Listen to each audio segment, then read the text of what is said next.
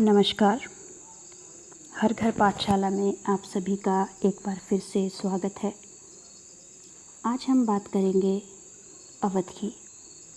जैसा आप जानते ही हैं, हम लोग 1857 ईस्वी के विद्रोह की चर्चा कर रहे हैं। तो हमने पिछले खंड में विद्रोह के केंद्रों का अध्ययन किया था, जिसमें लखनऊ प्रमुख था। तो आज उसी के बारे में, अवध के बारे में हम बात करेंगे। अवध जो है वो 18वीं शताब्दी में एक बड़ा ही समृद्ध और स्वतंत्र राज्य था और लखनऊ इसकी राजधानी थी। जिस समय अंग्रेज़ों ने बंगाल में अपना प्रभुत्व स्थापित कर लिया, फिर उनका ध्यान अवध की तरफ गया। अवध न सिर्फ धनी था, बल्कि इसका भौगोलिक महत्व भी था। और दूसरी तरफ यहाँ की ज़मीन बड़ी उपजाऊ थी। नील और कपास की खेती बड़ी अच्छी तरह से यहाँ की जाती थी और इसे बड़े बाज़ार के रूप में विकसित किया जा सकता था। और ये बंगाल और मराठा राज्य के बीच में बफर स्टेट का कार्य करता था। और अगर बात करें संपर्क की, तो लॉर्ड क्लाइव के शासनकाल के दौरान अंग्रेज़ और अवध के नवाब पहली बार मिले और समय बढ़ते बढ़ते अंग्रेज़ जो है वो अवध के अंदर इनका हस्तक्षेप भी बढ़ता गया और अवध को हड़पने की योजनाएं भी बनाने लगे। और अंत में 1856 ईस्वी में अवध को उन्होंने अंग्रेजी साम्राज्य में मिला लिया और आरोप लगाया अवध के नवाब पर कुशासन का। और ये जो विलय था, अवध का विलय, वो भारत के जो अंग्रेजी साम्राज्य के इतिहास का एक बड़ा ही काला अध्याय था। तो चलिए इसकी कुछ विस्तार से चर्चा करते हैं। शुरुआत हुई लॉर्ड वेलेजली से। लॉर्ड वेलेजली एक बहुत साम्राज्यवादी था और अवध को हड़पने के लिए जिसकी लाठी उसकी भैंस वाली नीति को अपनाया। असल में अफ़गानियों के आक्रमण और मराठों के आक्रमण से मुकाबला करने के लिए जो अंग्रेज़ हैं वो अवध में अपनी स्थिति जो है मजबूत करना चाह रहे थे। और इसी के चलते उन्होंने उस टाइम के जो नवाब थे साजिद अली, उनसे मांग की कि अवध की जो स्थानीय सेना है उनको भंग कर दिया जाए और अंग्रेज़ों की सेना में वृद्धि की जाए और उसका खर्च भी बढ़ाया जाए। कुछ क्षेत्रों की मांग भी की गई अंग्रेज़ों द्वारा। और जब अवध के नवाब ने इन मांगों को अनुचित बताया और मानने से इनकार किया, लेकिन लॉर्ड वेलेजली पर उन बातों का कोई असर नहीं हुआ। और फिर उसमें अंत में धमकी दी कि अगर उसकी बात नहीं मानी गई तो वो अपनी सारी अंग्रेजी सेना को अवध से निकाल लेगा। और ऐसी स्थिति में जब अफ़गान और मराठा आक्रमण करेंगे तो अवध को अपने आप ही निपटना होगा। बस इसी व्यवस्था के चलते जो अवध के नवाब थे, उन्होंने 10 नवंबर 1801 ईस्वी को लॉर्ड वेलेजली के साथ सहायक संधि कर ली। बस सहायक संधि पर हस्ताक्षर करने की देर थी, नवाब अपनी स्वतंत्रता खो बैठे। तो चलिए ये सहायक संधि की क्या मांगे थी, क्या धाराएं थी, उन पर चर्चा करते हैं। तो सबसे पहले थी कि नवाब को जो क्षेत्र 1 करोड़ से अधिक आय देने वाले थे अवध के, वो अंग्रेज़ों को देना उन्होंने स्वीकार किया। और अगर क्षेत्रों की बात करें तो इसमें बड़े ही उपजाऊ और धनी थे। द्वाब, बुंदेलखंड, गोरखपुर, ये सब अंग्रेज़ों के पास चले गए। और फिर नवाब ने ये वचन दिया कि वो अवध की सेना को भंग कर देगा और अंग्रेज़ सैनिकों की संख्या में वृद्धि की जाएगी। खर्चा भी नवाब ही उठाएगा। इसके अतिरिक्त एक अंग्रेज़ रेजिडेंट जो है वो अवध के दरबार में रहेगा और नवाब उसकी सहायता से काम करेगा। लेकिन ऐसा था नहीं। नवाब को अंग्रेज़ रेजिडेंट की आज्ञा माननी पड़ती थी। अब बात करें ये रेजिडेंट कौन हुआ करते थे, तो जो भारत में ये गवर्नर जनरल हुआ करते थे ब्रिटिश सरकार के, उनके प्रतिनिधि को रेजिडेंट कहा जाता था। और अक्सर इन्हें उन राज्यों में लगाया जाता था या नियुक्त किया जाता था जहां शासन पर प्रत्यक्ष रूप से अंग्रेज़ों का अधिकार नहीं होता था।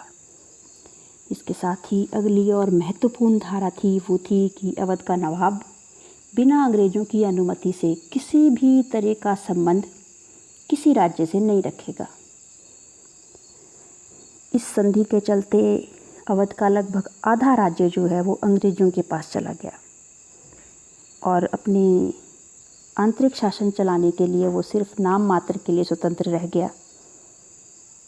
ना उसकी कोई सेना थी, इसलिए उसे अंग्रेज़ों की आज्ञा का पालन करना पड़ता था। इन बातों से अवध में अराजकता फैली। हालांकि ये अवध के प्रति जो वेलेजली की नीति थी पूरी तरह से अनुचित थी, लेकिन वेलेजली ने अवध को इस नीति के चलते उसकी स्वतंत्रता छीन ली। और फिर जो वो विलय है अवध का विलय, वो लॉर्ड डलहौजी ने पूरा किया।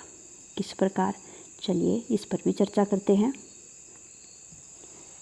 अब लॉर्ड डलहौजी जो था वो भारत में जितने भी गवर्नर जनरल आए उन सब में सबसे बड़ा साम्राज्यवादी था और बहुत से भारतीय राज्यों को उसने हड़प लिया था, कहीं लैप्स का सिद्धांत, कहीं सहायक संधियों द्वारा। अब अवध को मिलाने के लिए कोई बहाना नहीं मिला लॉर्ड डलहौजी को। तब फिर लॉर्ड डलहौजी ने कुशासन का आरोप लगाया और इसके लिए 1850 के आसपास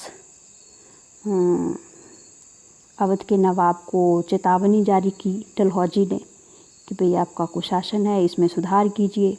और साथ ही जो अंग्रेज़ रेजिडेंट थे उस समय वहाँ W.S. स्लीमैन, उनको नियुक्त किया और विश्वास में लिया और उन्हें कहा कि भाई आप अवध की भ्रमण कीजिए और कुशासन संबंधी रिपोर्ट तैयार कीजिए। अगर आप ये साबित कर देंगे तो हम अवध को जब अंग्रेजी साम्राज्य में मिला लेंगे तो आपको उसका प्रशासक नियुक्त कर दिया जाएगा। अब स्लीमैन ने भी ये अच्छा मौका देखा और रिपोर्ट तैयार की 1851 में। और इस रिपोर्ट में उसने नवाब जो वाजिद अली शाह थे उनके व्यक्तिगत दुर्गुण, प्रशासन की त्रुटियां, भ्रष्टाचार, प्रजा का असंतोष, इन सब चीज़ों पर प्रकाश डाला। हालांकि सच्चाई ये नहीं थी। अब जब इस रिपोर्ट के आधार पर लॉर्ड डलहौजी ने 1851 में कहा अवध रियासत पर ये गिलास फल एक दिन हमारे ही मुंह में आकर गिरेगा। गिलास फल का मतलब यहाँ एक फल से है, चेरी आपने सुना होगा, उसे कहा जाता है। और लॉर्ड डलहौजी ने ऐसा किया भी। और फरवरी 1856 की बात है, लॉर्ड डलहौजी ने जो वाजिद अली शाह थे उनके सामने ये प्रस्ताव रखा कि भाई वो अपनी मर्जी से अपना पद त्याग दें और इस बदले में उनको 12 लाख की पेंशन दी जाएगी, वार्षिक पेंशन। लेकिन वाजिद अली शाह ने ये बात नहीं मानी, संधि पर हस्ताक्षर नहीं किए। तो और नवाब ने कहा कि भी अंग्रेज़ों ने उनका सम्मान और देश छीन लिया है और वो अपने जीवन की सुरक्षा और निर्वाह इसके लिए कुछ नहीं मांगेंगे। लॉर्ड डलहौजी ने नवाब के हस्ताक्षरों के बिना ही, उन्होंने कोई हस्ताक्षर नहीं किए इस संधि पर या इस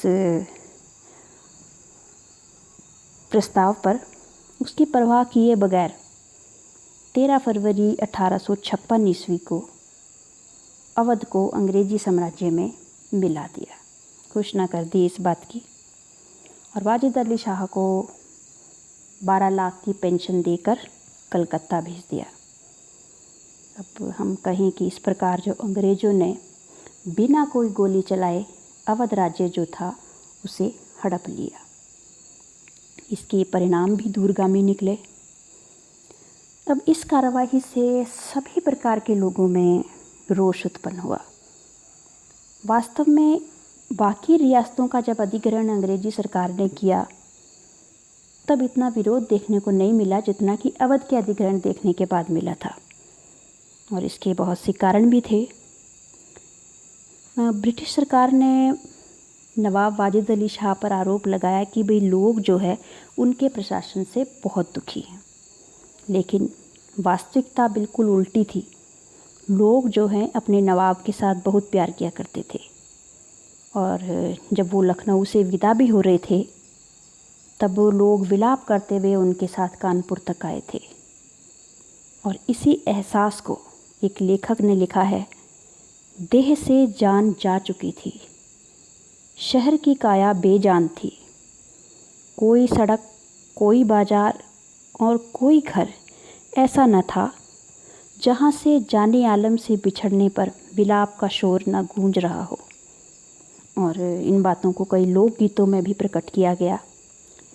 यानी कि अंग्रेज़ों ने कुशासन का जो आरोप लगाया था वो बिल्कुल निराधार था। इसके और भी काफ़ी सारे परिणाम निकले अवध विलय के। अब सबसे पहला तो जो नवाब का शासन ख़त्म हुआ तो दरबारी संस्कृति ख़त्म हो गई, और दरबार से जुड़े हुए जितने लोग थे, जैसे कि संगीतकार, नर्तक, कवि, कारीगर, सरकारी कर्मचारी, उन सब की नौकरियां छिन गई और वो दर दर की ठोकरें खाने को विवश हुए। और न सिर्फ ये लोग बल्कि जो ताल्लुकदार थे, किसान थे, सैनिक थे, उनको भी गहरा आघात पहुंचा, और वो सभी इन फिरंगियों के आगमन को अवध के लिए विनाशकारी मान रहे थे।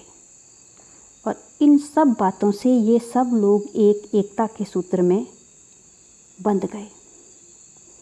अब जिस समय तक अवध का अधिग्रहण नहीं हुआ था तो ताल्लुकदार जो थे वो काफ़ी प्रभावशाली थे। उनके पास बड़ी जागीरें थीं, दुर्ग थे, और गांवों में वो पीढ़ियों से अपना नियंत्रण रखे हुए थे गांवों पर। सैनिक भी रखा करते थे ये अपने। लेकिन जैसे ही अंग्रेज़ी सत्ता आई तो ताल्लुकदारों को अंग्रेज़ी सत्ता ने ख़त्म कर दिया, सेनाएं उनकी भंग कर दी, दुर्ग नष्ट कर दिए, और एक मुश्त बंदोबस्त जो है, मतलब भू राजस्व प्रणाली, वो लागू की, और जो ताल्लुकदार थे उनको उनकी ज़मीनों से बेदखल कर दिया गया। और कहना ये था सरकार का कि भी ज़मीन के मालिक वो नहीं है, ज़मीन के मालिक किसान हैं, वो किसानों को भूमि सौंप देंगे, इससे उनका शोषण नहीं होगा। लेकिन ऐसा हुआ कुछ नहीं।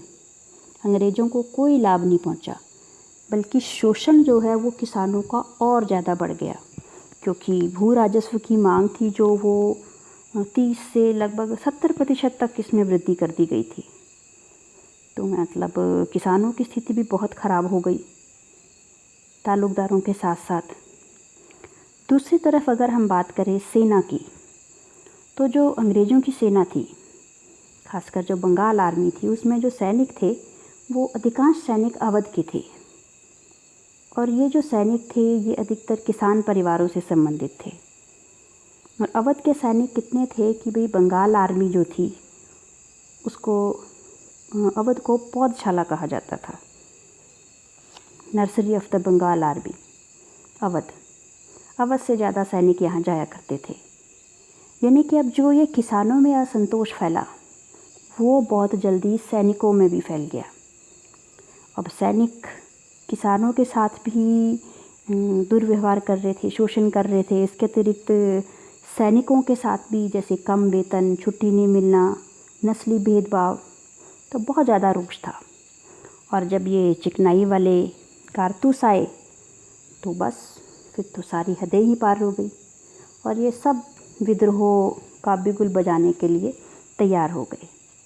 और जब सैनिकों के विद्रोह के बाद जो बाकी आम लोग भी थे, जिसमें कि नवाब की सेना से जो भंग किए गए सैनिक थे, ताल्लुकदार थे, किसान थे, सब इसमें शामिल हो गए। अब अगर हम इस पर चर्चा करें तो जो अवध का विलय है अंग्रेजी साम्राज्य में, वो बहुत ही अन्यायपूर्ण, अनैतिक और अनुचित था, और इसे एक कलंक ही कहा जा सकता है अंग्रेजी साम्राज्य पर। अब हम बात करते हैं विद्रोहियों की, कि विद्रोही लोग क्या चाहते थे। अब दुर्भाग्य से हमारे पास जितनी भी जानकारियाँ हैं, जितने भी उपलब्ध स्रोत हैं, वो अंग्रेज़ों द्वारा लिखे गए हैं।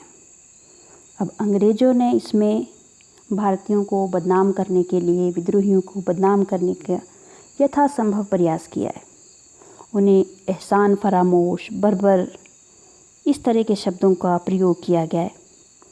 और दूसरी ओर हमारे जो अधिकांश विद्रोही सैनिक थे वो पढ़े लिखे नहीं थे, इसलिए उनका क्या उद्देश्य था तो उसकी जानकारी कुछ ज़्यादा प्राप्त नहीं है। और जो थोड़ी बहुत जानकारी हमें मिलती है तो वो उस समय की घोषणाएं या फिर इश्तहारों इनसे प्राप्त होती है। और अगर हम घोषणाओं की बात करें तो इसमें आजमगढ़ घोषणा जो है महत्वपूर्ण है। इसमें अपील की गई थी अंग्रेज़ों के ख़िलाफ़ लड़ने की सभी से, और ये घोषणा की गई थी 15 अगस्त 1857 को। और इन सब के आधार पे हम कह सकते हैं कि भाई किस प्रकार का विद्रोहियों का जो मानस था या फिर क्या मांगे रही होंगी, क्या उद्देश्य रहे होंगे। तो इसमें सबसे पहली बात थी वो थी एकता की कल्पना की गई थी। अब जितनी भी घोषणाएं उस समय की हमें प्राप्त हैं, उन घोषणाओं में बिना किसी जाति, धार्मिक मतभेद के समाज के सभी वर्ग एक झंडे के तले कार्य करने के लिए प्रेरित किए जाते थे। और ज़्यादातर घोषणाएं जो हैं वो मुस्लिम राजकुमारों या उनके नाम से जारी की जाती थी, लेकिन बावजूद इसके हिंदुओं की भावनाओं का भी ध्यान रखा जाता था। और अंग्रेज़ों के आने से पहले जो हिंदू मुस्लिम इतिहास था उसकी चर्चा की जाती थी। और इसमें बहादुर शाह जफ़र के नाम से जो घोषणाएं की गई थी उसमें ये लोगों से अपील की गई कि भाई विद्रोह में बढ़ चढ़ कर भाग लें। ये विद्रोह ही हिंदुओं और मुसलमानों दोनों की भावी किस्मत तय करेगा। हालांकि अंग्रेज़ों ने भी इस एकता को तोड़ने का प्रयास किया, लेकिन तोड़ नहीं पाए, हिंदू मुसलमानों में फूट नहीं डाल पाए हो। जैसे कि बात करें हम, अंग्रेज़ी सरकार ने दिसंबर 1857 में बरेली में हिंदू मुसलमानों को एक दूसरे के विरुद्ध भड़काने के लिए लगभग 50,000 रुपये खर्च किए। उस समय यह राशि बहुत बड़ी थी, बावजूद इसके वो अपने उद्देश्य में विफल रहे। और दूसरी बात थी, ये जो विद्रोह था जो उत्पीड़न के प्रतीक थे, मतलब जिन चीज़ों से आम लोगों को या फिर भारतीय लोगों को सताया जाता था, तंग किया जाता था, उनके खिलाफ था। अब जो विद्रोहियों द्वारा घोषणाएं जारी की गई उसमें ब्रिटिश राज को फिरंगी राज भी कहा जाता था। और इन अंग्रेज़ों के लिए, ब्रिटिशर्स के लिए फिरंगी शब्द का भी प्रयोग किया जाता था। और ब्रिटिश राज को यहाँ पे इन घोषणाओं में अत्याचारी शासक के रूप में प्रयुक्त किया जाता था। और इस बात में वो कहा करते थे कि भाई अंग्रेज़ों ने जो देसी रियासतें हैं हमारी, बड़े अनुचित ढंग से उन्होंने कब्जा कर लिया है, जो समझौते किए उनका कभी पालन नहीं किया। और इस बात से लोग बड़े नाराज़ थे। और दूसरी नाराज़गी थी उनकी भू राजस्व व्यवस्था से, क्योंकि बड़ी संख्या में इससे जो भूस्वामी है वो समाप्त हो गए, दर दर की ठोकरें खाने के लिए विवश हो गए। दूसरी तरफ अगर हम उद्योगों की बात करें, लघु उद्योग, हस्तशिल्प, ये सब कुछ ब्रिटिश प्रतिबंधों के कारण बर्बाद हो गया। अब जो ये उद्घोषणाएं हमें उस समय की प्राप्त हैं, उससे ये पता लगता है कि भाई उस समय हिंदू और मुसलमान इस बात से डरे हुए थे कि अंग्रेज़ उनके धर्म को ख़त्म करना चाहते हैं और ईसाई धर्म में सम्मिलित कराना चाहते हैं। अफवाहें भी थी, अफवाहों का जिक्र हमने पिछले खंड में किया था। और इन सब बातों ने इन लोगों को प्रेरित किया कि भाई वो अंग्रेज़ लोगों का विरोध करें, अंग्रेज विरोधियों का मतलब विरोधियों के साथ रहें। और जो लोग, यहाँ पे एक बात और यहाँ बताना चाहूँगी मैं, जिन लोगों ने अंग्रेज़ों का साथ दिया या फिर जो अंग्रेज़ों के प्रति वफ़ादार थे, उन्हें भी जनता का उत्पीड़क समझा गया। और कई जगह पर इन पर भी आक्रमण हुए, जिसमें शहर के कई सम्भ्रांत लोग थे, सूदखोर थे, वो भी थे। इसके अतिरिक्त कह सकते हैं कि एक वैकल्पिक सत्ता की भी तलाश की गई। और जब विद्रोह के दौरान दिल्ली, लखनऊ, कानपुर जैसे स्थानों पर विद्रोहियों ने जो थोड़े समय के लिए अपना शासन स्थापित किया था, तो उस समय के दौरान इन विद्रोही नेताओं ने जो अंग्रेज़ों के आने से पहले जिस तरह से शासन किया जाता था, उसी तरह से शासन को स्थापित करने का प्रयास किया। जो दरबारी संस्कृति थी उसको फिर से प्रचलित करने की कोशिश की। पहले की तरह पदों पर नियुक्तियां की गई, भू राजस्व एकत्रित करने के प्रबंध किए गए, सैनिकों को वेतन देने की व्यवस्थाएं की गई, साथ ही जो लूट मार आदि हो रही थी उसको बंद करने के आदेश जारी किए गए। सबसे बड़ा काम, अंग्रेज़ों के विरुद्ध युद्ध जारी रखने की योजनाएं भी बनाई जाती थी, बनाई गई भी।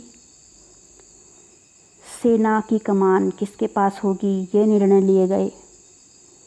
असल में ये सभी प्रयास जो है विद्रोही, वो मुग़ल जगत से ही प्रेरणा ले रहे थे 18वीं शताब्दी के, और ये वस्तुओं के प्रतीक बन गए थे जो उनसे छीनी जा रही थी। आज के लिए इतना ही। कल हम इस विद्रोह की असफलता के कारणों पर चर्चा करेंगे कि यह विद्रोह क्यों असफल हुआ। तब तक के लिए हैव ए गुड डे।